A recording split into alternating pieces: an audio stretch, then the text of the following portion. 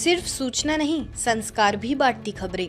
देश दुनिया की हर बड़ी आध्यात्मिक खबर के साथ आप देख रहे हैं ब्रह्म कुमारीज मधुबन न्यूज चैनल। दादी जानकी जी की पुण्यतिथि पर शांतिवन में हजारों ने अर्पित किए श्रद्धा सुमन।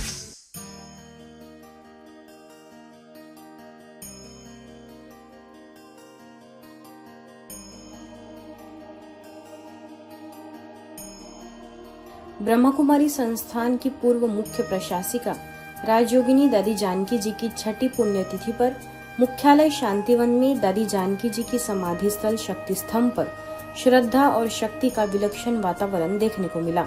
इस पुण्यतिथि पर राजस्थान सरकार के चिकित्सा मंत्री गजेंद्र सिंह खिस्वर, बीजेपी विधायक समाराम गरासिया, बीजेपी जिलाध्यक्ष रक्षा भंडारी, पूर्व जिलाध्यक्ष सुरेश कोठारी, जिला चिकित्सा एवं स्वास्थ्य अधिकारी डॉक्टर दिनेश खराड़ी, संस्था की मुख्य प्रशासिका राजयोगिनी बीके मोहिनी दीदी जी, अतिरिक्त मुख्य प्रशासिका राजयोगिनी बीके जयंती दीदी और राजयोगिनी बीके मुन्नी दीदी, महासचिव बीके करुणा भाई, अतिरिक्त महासचिव बीके डॉक्टर मृत्युंजय भाई और बीके डॉक्टर प्रताप भाई तथा वरिष्ठ राजयोग शिक्षिका बीके हंसा सहित अनेक वरिष्ठ सदस्यों ने मौन रखकर भावभीनी श्रद्धांजलि अर्पित की।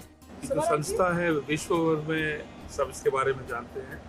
आप जो अच्छा काम कर रहे हैं, जो सच्चाई का काम, एक तरीके से इंसान का जो मन का जो क्लेंजिंग कर रहे हैं, आपकी जो संस्था विश्व में फेमस है। मैं यहाँ पर आया था, मेरा सौभाग्य था, वसुंधरा जी के साथ मैं यहाँ आया था। मेरे दादी के दर्शन भी हुए। लोगों की पीड़ा दूर करने के लिए और उनकी हेल्थ सुधारने के लिए जो आपने जो ये जो कदम लिया है, ह्यूमन सफरिंग को इरेडिकेट करने के लिए, ये मैं बहुत सोचता हूँ, बहुत ही सराहनीय। शक्ति स्तंभ को सैकड़ों किलो विविध फूलों से सुसज्जित किया गया था, जो मानो दिव्य लोक की अनुभूति करा रहा था। उसी समय सूर्य की कोमल किरणों ने वातावरण को ऐसा आलोकित किया कि प्रतीत हुआ जैसे स्वयं प्रकृति भी इस पुण्य स्मृति में सहभागी हो रही हो। उपस्थित सभी ने अनुभव किया कि दादी जानकी जी सूक्ष्म रूप से अपनी स्नेहिल उपस्थिति से सभी को आशीर्वाद दे रही है। वरिष्ठ सदस्यों ने दादी जी के कक्ष में जाकर उनकी स्मृतियों को पुनः जीवंत किया और अपने अनुभव साझा किए। शक्ति स्तंभ पर श्रद्धालुओं की लंबी कतारें लगी रही, जहां सभी ने अपनी भावनाएं अर्पित की। दादी जानकी जी को योग बल की साक्षात प्रतिमूर्ति बताते हुए वक्ताओं ने कहा कि उन्होंने राजयोग के माध्यम से अपने जीवन को इतना उच्च, पवित्र और स्थिर बनाया कि उनका प्रत्येक वचन प्रेरणा का स्रोत बन गया। पूरे शांतिवन में शांति और शक्ति का अद्भुत संगम अनुभव किया गया। तो आज तक भी दादी की ये जो विशेषता थी, उसको हम कंटिन्यू रख रहे हैं। एकता रहे और आपस में रूहानी स्नेह रहे। तो ये दादी के दो शब्द, शिक्षाएं सदा मैं अपने जीवन में याद रखती हूँ।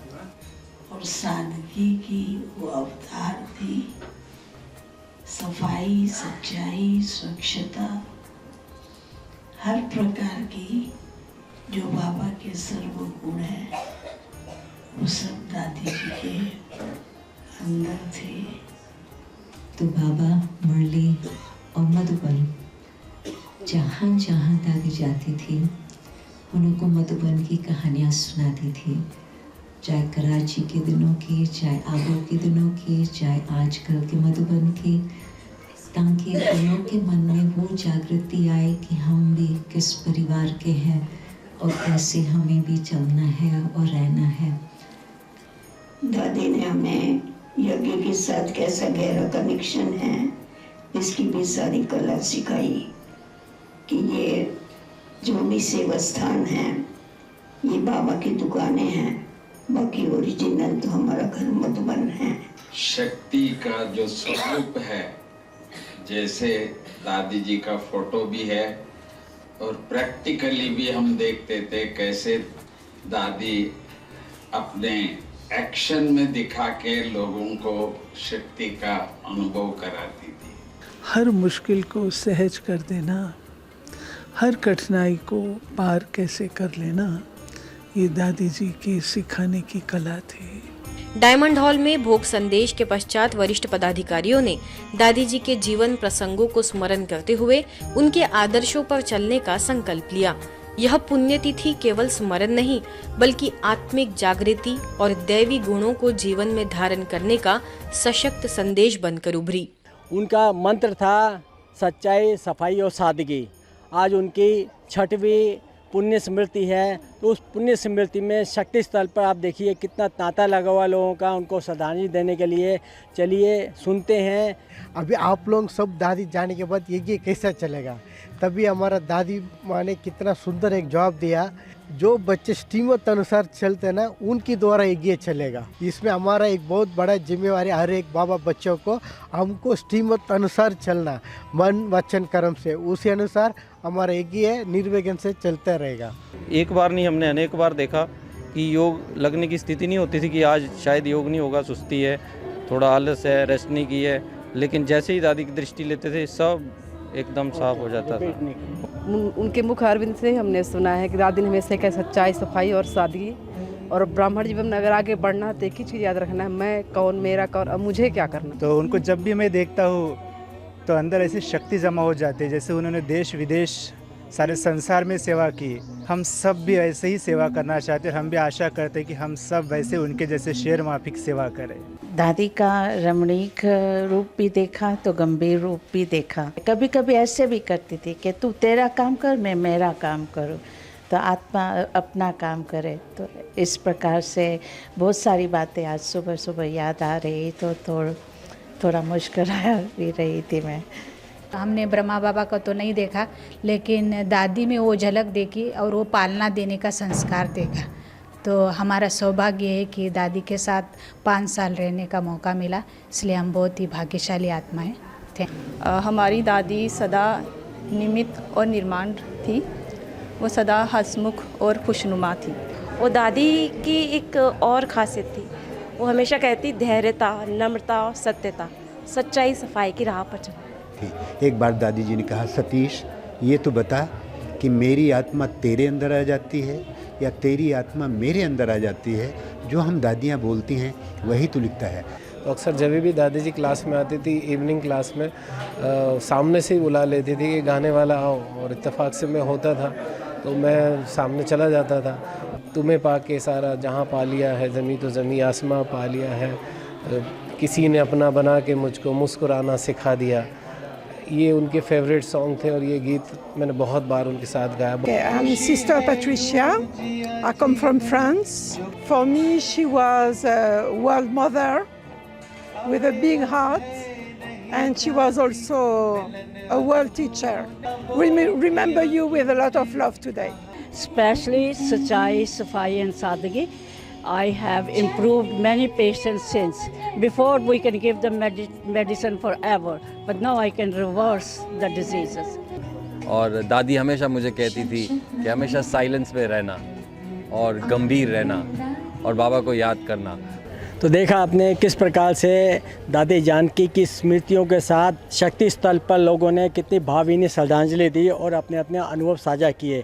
कैमरा पर्सन बीके विनय के साथ बीके हरीश, मधुबन न्यूज, शक्ति स्थल, शांतिवन। भिलाई के पीस ऑडिटोरियम में महिला सहकारिता सम्मेलन। भिलाई के सेक्टर 7 स्थित अंतरदिशा भवन के पीस ऑडिटोरियम में सहकार भारती द्वारा आयोजित राज्य स्तरीय महिला सहकारिता सम्मेलन गरिमामय वातावरण में संपन्न हुआ। अवसर पर महिला एवं बाल विकास तथा समाज कल्याण मंत्री लक्ष्मी राजवाड़ी की विशेष उपस्थिति रही। सम्मेलन में प्रदेश भर से 800 से अधिक महिलाओं एवं पदाधिकारियों ने सहभागिता निभाई। भिलाई सेवा केंद्रों की निदेशिका बीके आशा दीदी ने अपने आशीर्वचनों में कहा कि आज मनुष्य भौतिक उन्नति की ओर तीव्र गति से अग्रसर है, किंतु जीवन को संतुलित और श्रेष्ठ बनाने के लिए आध्यात्मिकता का समावेश अत्यंत आवश्यक है। वरिष्ठ राजयोग शिक्षिका बीके प्राची ने राजयोग मेडिटेशन की गहराई को सरल शब्दों में समझाया। अवसर पर वैशाली नगर विधायक रिकेश सेन, सहकार भारती प्रदेश उपाध्यक्ष सत्येंद्र शर्मा, प्रदेश महामंत्री कन्हैया लाल, अशोक दीवान, अखिल भारतीय महिला प्रमुख रेवती शेणकर तथा रजनी बघेल सहित अनेक गणमान्य पदाधिकारी एवं कार्यकर्ता उपस्थित रहे। नारी अपने बच्चों की माता है, बल्कि मैं तो कहूँगी आप तो भारत निर्माता हो, आप तो विश्व की निर्माता हो। जो हमारे माननीय मोदी जी का कहना है कि हमारा भारत विश्व गुरु बने, तो इस विश्व गुरु बनाने में अगर सहयोग रहेगा और अग्रणीय भूमिका रहेगी तो हमारी इन माताओं बहनों की रहेगी। जननी द स्टोरी शी रोड के विशेष प्रदर्शन को मिला सराहनीय समर्थन। मुंबई घाटकोपर स्थित योग भवन में प्रेरणादायक film Janani the story she road का विशेष प्रदर्शन आयोजित किया गया। इस अवसर पर वरिष्ठ भाजपा नेता एवं महाराष्ट्र के पूर्व कैबिनेट मंत्री सुधीर मुनगंटीवार पहुंचे। फिल्म के अवलोकन के पश्चात उन्होंने इसके परिवर्तनकारी संदेश, जीवन में मार्गदर्शन और उद्देश्यपूर्ण सोच को विशेष रूप से सराहा। फिल्म जननी अपनी आंतरिक शक्ति, सही मार्गदर्शन और उद्देश्यपूर्ण जीवन के संदेश से निरंतर दर्शकों को प्रेरित कर रही है और युवाओं के बीच सकारात्मक चेतना का संचार कर रही है। योग भवन में उनके आगमन पर वरिष्ठ राजयोग शिक्षिका बीके विष्णुप्रिया एवं अन्य सदस्यों ने उनका आत्मीय स्वागत किया। यह आयोजन आध्यात्मिकता और आधुनिकता के संगम का जीवंत उदाहरण बनकर उपस्थित सभी के हृदय में प्रेरणा की ज्योत प्रज्वलित कर गया। हमें इस फिल्म से ये सीखने को मिला है कि हमें निरंतर परिश्रम करना चाहिए।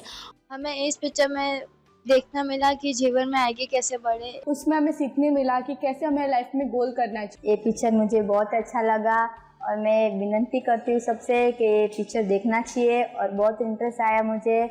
उन्होंने इस मूवी के जरिए हम लोग को ये बताया कि आप अपनी लाइफ कैसे अच्छी बना सकते हो।